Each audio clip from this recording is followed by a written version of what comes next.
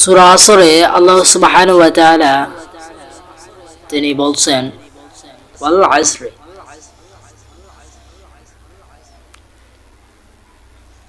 অর্থ হচ্ছে সময়ের কসম। আল্লাহ সুবহানাহু ওয়া তাআলা ওয়াল আসরি, সময়ের কসম খাইছেন। আল্লাহ তাআলা আপনাকে আমাকে হায়াত দিল, জীবন দিল, চলার মতো ক্ষমতা দিল, সকল কিছু দিল, যা বলার বাইরে। আল্লাহ সুবহানাহু ওয়া তাআলা নিয়ামতগুলি আপনাকে আমাকে দিয়েছে, বলার বাইরে। আল্লাহ রাব্বুল আলামিন সময়ের কসম খাইছেন। আপনি আমি যে ৬০-৭০-এর জিন্দেগি পাইছি, এই জিন্দেগিটা কোন কাজে লাগাইছি, কোন কাজে ব্যয় করছি, কোন কাজে কি করছি, এগুলোর কসম খাইছে, এগুলো হিসাব নেবেন। এই জন্য আপনি আমি এই যে আল্লাহর দেওয়া সময়টা পাইছি, এই সময়টা কোন কাজে ব্যয় করতেছি, এটার হিসাব নিবে কি নিবে না? আল্লাহ সুবহানাহু ওয়া তাআলা অবশ্যই নেবেন। এই জন্য সূরা আসরের মধ্যে বলছেন ওয়াল আসরি, সময়ের কসম। আপনাকে আমাকে যে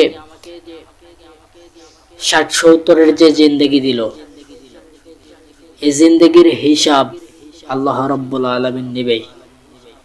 আপনি কোন কাজে লাগাইছেন? দুনিয়াতে মানুষ সামান্য ৬০-৭০ বছর হাইট গেলে কত ৭০-এর তো উপরে ওঠে না, ওঠে ওই কয়েকজন,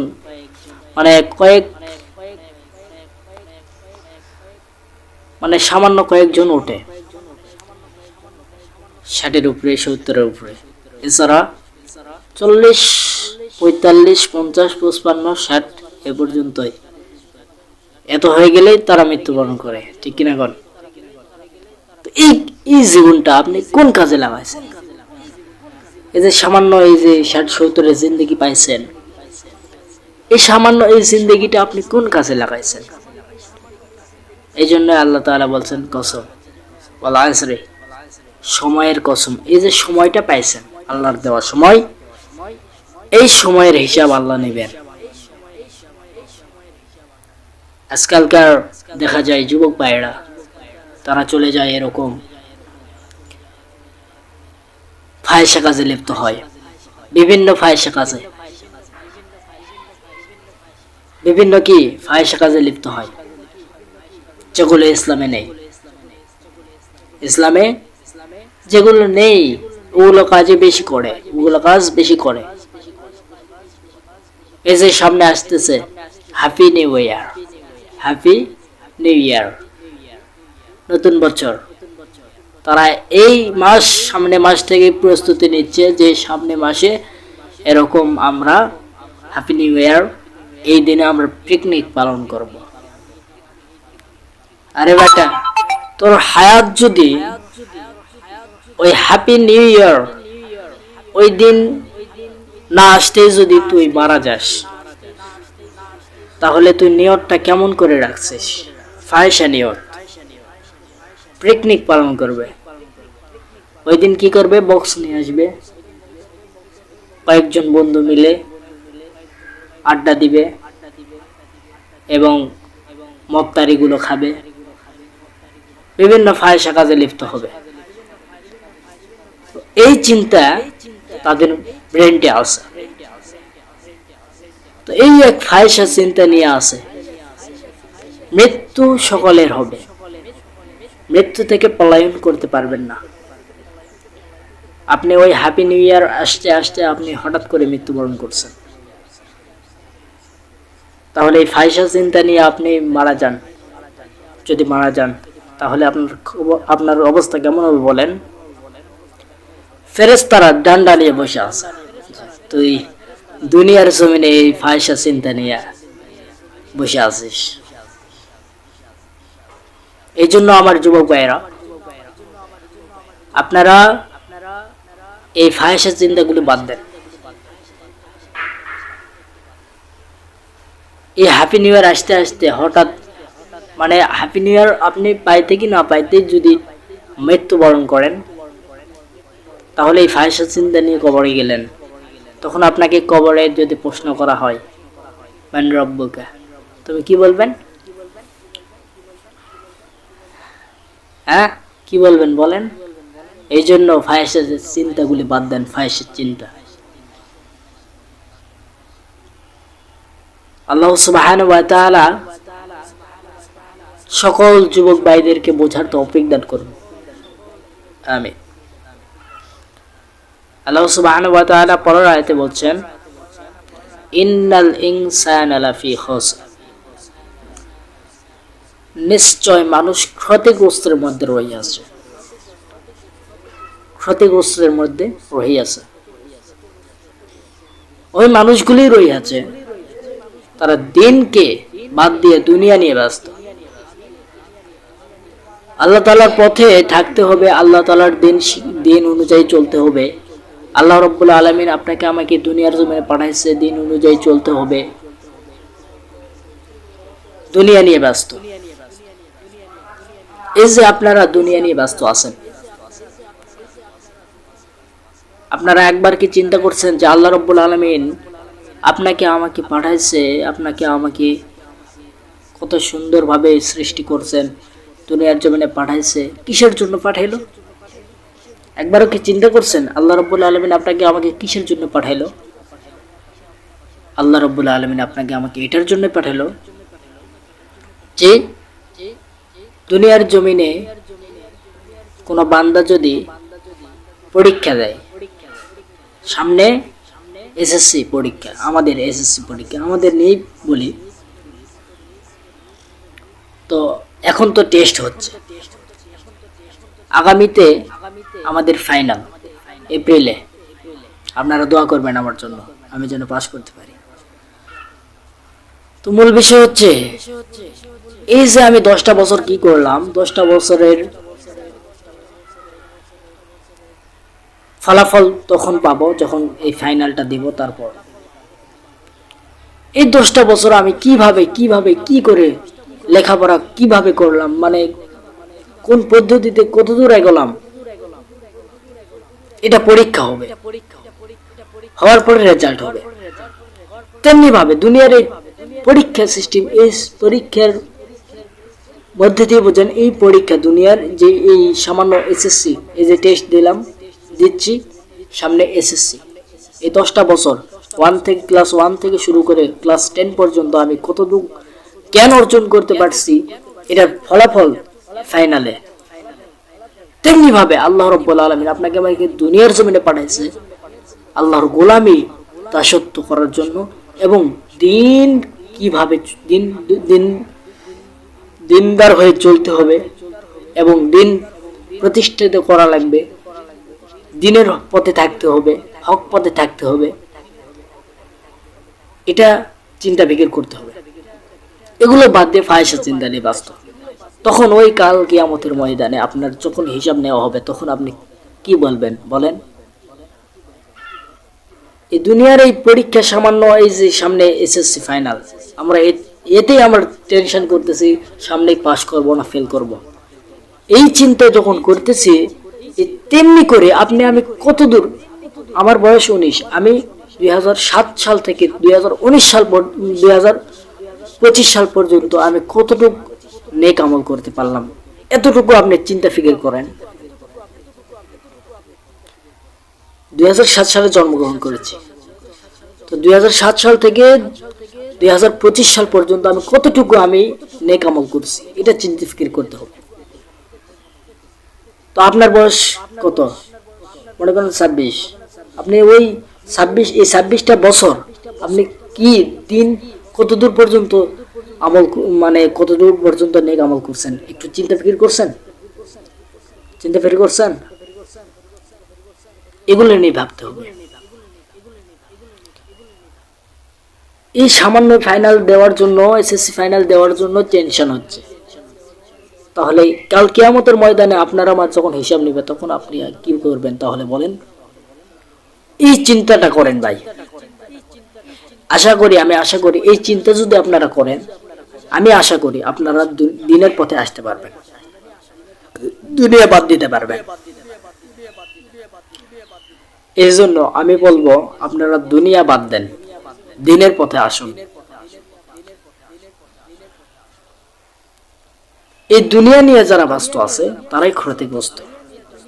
এই সূরার মধ্যে 4টি পয়েন্ট আছে, 4টি পয়েন্টের মধ্যে যারা আছে তারা সফল, আর 4টি পয়েন্টের মধ্যে যারা নেই তারা ক্ষতিগ্রস্ত। প্রথমে আল্লাহ কি বলছেন? সময়ের কসম। এরপর নিশ্চয় মানুষ ক্ষতিগ্রস্তের মধ্যে রয়েছে। পরে আয়াতে বলছেন ইল্লাল্লাযীনা আমানু ওয়া আমিলুস সালিহাতি ওয়া তাওয়াসাউ বিল হাক্কি ওয়া তাওয়াসাউ বিস সাবর।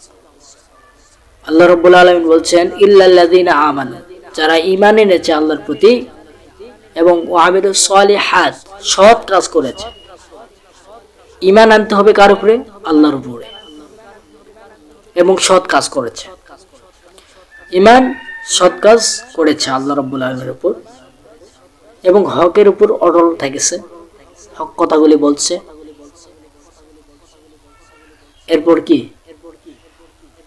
ধৈর্য, সবুর, হকের উপদেশ দিয়েছে এবং সবুর, ধৈর্য ধারণ করেছে। প্রথমে কি? কসম। দ্বিতীয়তে ক্ষতিগ্রস্ত। তৃতীয়তে আল্লাহর উপর ঈমান আনতে হবে এবং সৎ কাজ করতে হবে, ধৈর্য ধারণ করতে হবে, সবুর করতে হবে, হকের উপদেশ দিতে হবে। এই 4টা পয়েন্ট আছে। 4টা পয়েন্টের মধ্যে যদি আপনি আমি থাকতে পারি, আল্লাহ রাব্বুল আলামিন, আশা করি আল্লাহ রাব্বুল আলামিন আপনাকে আমাকে অনেক সফলের দিকে এগিয়ে নিয়ে যাচ্ছে। আপনি আমি সফল। যদি এই 4টার ভিতরে না থাকি তাহলে আপনি আমি ক্ষতিগ্রস্তের মধ্যে রয়েছি। আজ দেখা যাচ্ছে যুবক ভাইয়েরা এরকম দুনিয়া নিয়ে ব্যস্ত। দুনিয়া যে কি পাইছে, এই জন্যই তো। দুনিয়া কি পাইছো? দুনিয়া থাকার জায়গা নয়। ওমাল হায়াতুদ দুনিয়া ইল্লা মাতাউল গুরুর। পৃথিবীর জমিনে যা কিছু আছে সব ধোঁকা। আপনি আমি যে যা কিছু দেখতেছি দু চোখে, সব ধোঁকা। পৃথিবীতে কি আছে আমার? আপনি এটা চিন্তা করবেন না। পৃথিবীতে আমার নিজের বলতে কি আছে? কিছুই নেই। নিজের বলতে কিচ্ছু নেই। পৃথিবী থেকে চলে যেতে হবে সকলকে। কেউ দুনিয়াতে সারা জীবন থাকতে পারবে না। এই যে কবরে যারা চলে গেছে, তারা এখন প্রশ্ন করতেছে যে, তারা আমার ধারণা হিসেবে তারা বলতেছে যে, এই দুনিয়ার মানুষ, তোমরা ভেবো না যে তোমরা সারা জীবন থাকবে। আমাদের মতো তোমাদেরও আসতে হবে। আমাদের মতো তোমাদেরও আসতে হবে।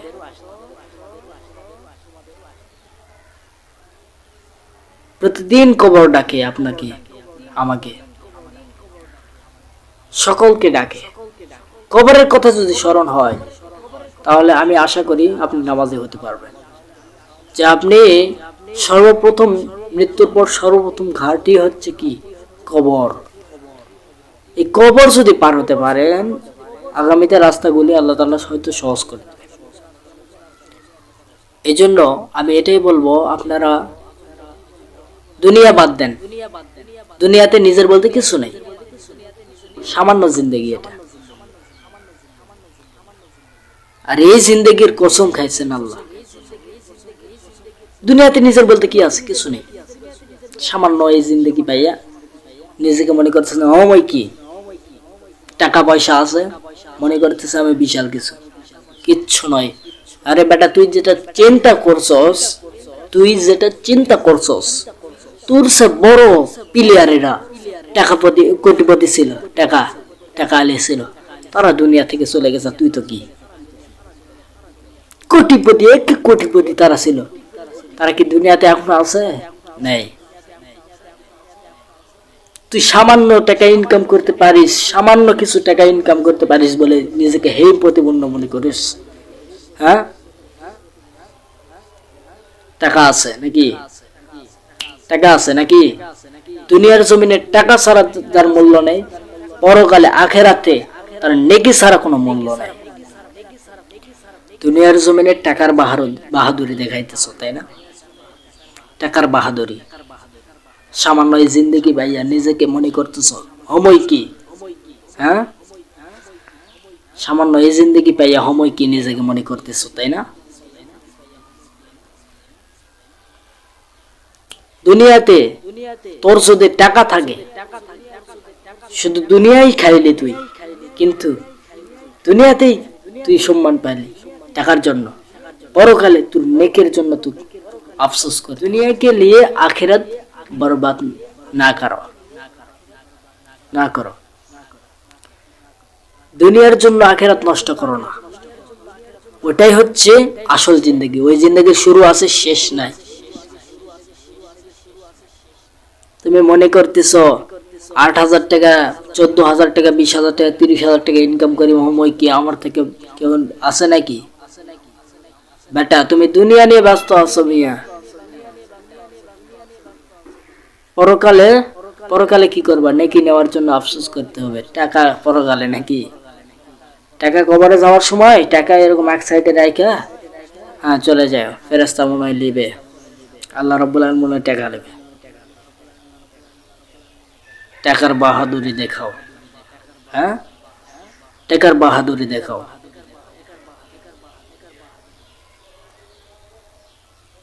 দুনিয়ার সামান্য জিন্দেগি পাইয়া নিজেকে অনেক কি হয়তো মনে করতেছে, মনে হয় কি না জানি, ঠিক কিনা? আল্লাহ তাআলা যেন সূরা আসর থেকে যতটুকু আলোচনা করলাম আমল করার তৌফিক দান করেন। আল্লাহুম্মা আমিন।